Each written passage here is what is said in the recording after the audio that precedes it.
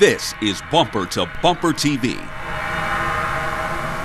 Will an $11 billion investment in SUVs and crossovers pay big dividends for the Ford brand? The folks in Dearborn are hoping the current love affair with the vehicles like the latest version of the Expedition will prove them right. The bet is on this big unit, which can accommodate up to 8 passengers depending upon how the seats are configured.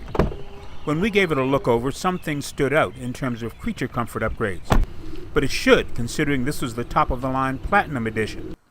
Starting with the center console, it was nice to see that it's been upgraded from the basic box between the seats to a useful space with power outlets and someplace to hide a phone, tablet, or small laptop.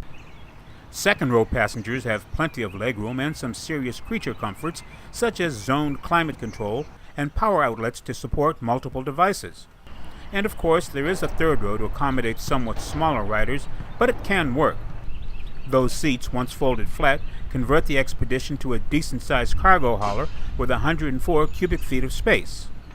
One of the things you come to realize when you're driving an Expedition is this is a big vehicle and it has a lot of tonnage or weight behind it.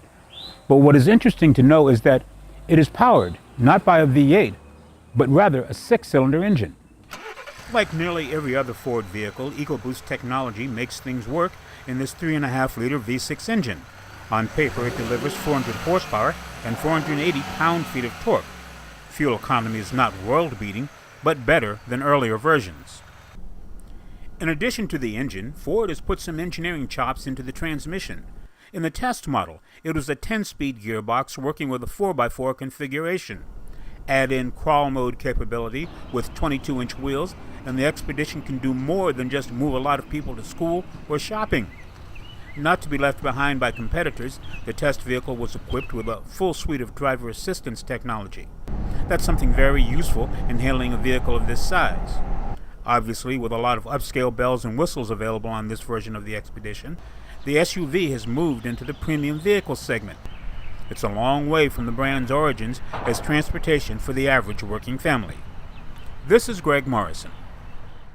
We want to know what you think, so email us. The address is bumpertobumpertv@cs.com.